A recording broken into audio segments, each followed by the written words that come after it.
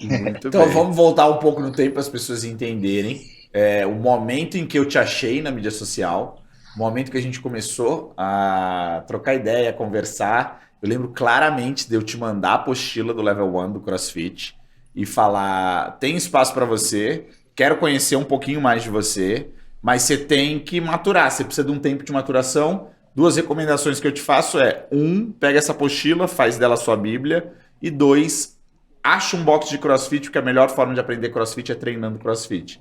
O que aconteceu na sua vida depois disso? Qual era o momento que você estava vivenciando? Então, cara, eu conheci a CFP9 através do Lucas Luco, né? Eu via ele os treinos, acompanhava. Já tinha ouvido falar também, porém, né, como eu era fã dele, eu acompanhava muito ele. E eu vi um boné, eu me apaixonei no boné, eu juntei um dinheiro ali para poder conseguir comprar o boné. Enfim, ali a história toda começou. E um dia à noite, né? Eu era chato pra caramba, eu ficava marcando a P9 nas minhas postagens de Tudo. treino, tipo, tentava, né, chamar a Chamar atenção de atenção alguma de algum forma. jeito. Ó, tô aqui. Isso. É isso, tipo, quem não é visto não é lembrado. Até que um Perfeito. dia, cara, eu lembro muito bem, eu morava ainda na casa dos meus pais em Conduru, e já eram umas 10 e pouca da noite e uma mensagem da P9. E eu, meu Deus, o que que tá acontecendo? Eu entrei pra ver, né? Começamos a conversar sobre isso, recebi a apostila do Level 1. Eu, na época, eu era professor de escola, né? Eu tinha acabado de me formar em licenciatura, trabalhava em projetos sociais e não tinha contato nenhum com a área do esportivo ali, né? Questão do CrossFit.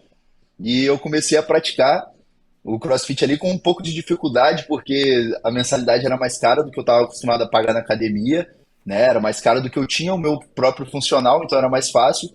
Então, o que que eu pensei? Já que eu vou ter que pagar alguém, eu vou mudar o meu projeto e vou fazer um projeto de CrossFit. Então, o meu projeto social foi criado e foi evoluindo em cima do método do CrossFit ali, o que eu ia aprendendo na apostila do Level 1, né, que eu ia acompanhando a CFP9, e fazia os treinos também de LPO, ginástica, na cidade vizinha, que ficava a 9 quilômetros. Então, não tinha dinheiro para poder ir de ônibus todo dia. Então, dia sim, dia não, eu ia de bicicleta, 9 quilômetros pedalando, treinava duas Saca horas, só. voltava 9 quilômetros. E dia de bicicleta, no outro dia era correndo. Então, eu corria 9 quilômetros indo, treinava uma hora, que aí o treino era menor, e voltava 9 quilômetros correndo de volta. E tem vários vídeos de amigos meus aí me zoando na beirada da Ele, rodovia, tipo, eu de andando assim, o cara passa bicicleta. de carro e o Piccoli correndo a cidade inteira.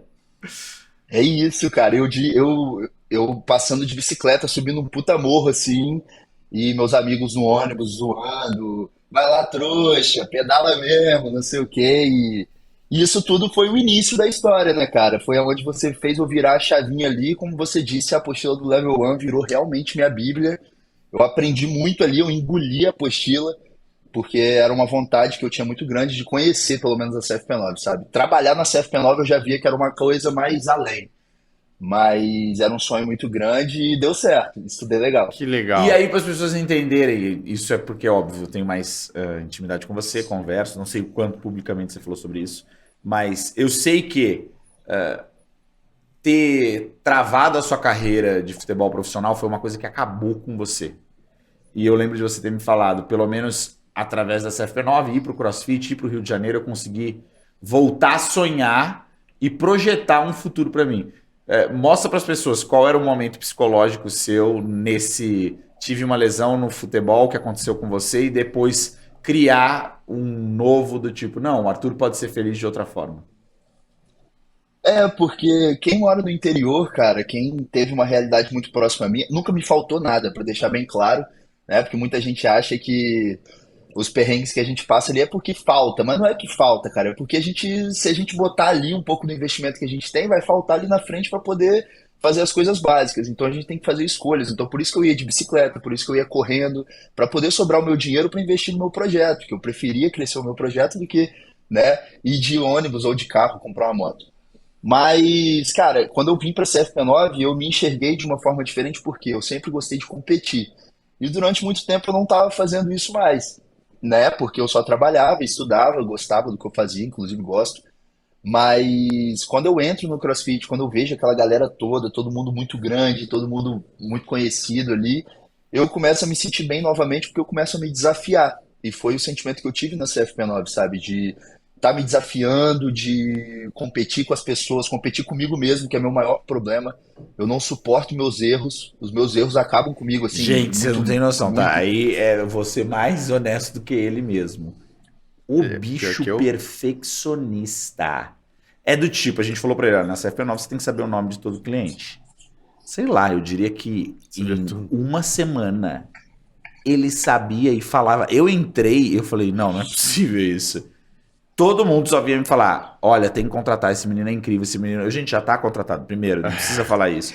Mas o quão ele não aceitava errar ou Legal. decepcionar alguém, é uma coisa que eu lembro muito isso dele.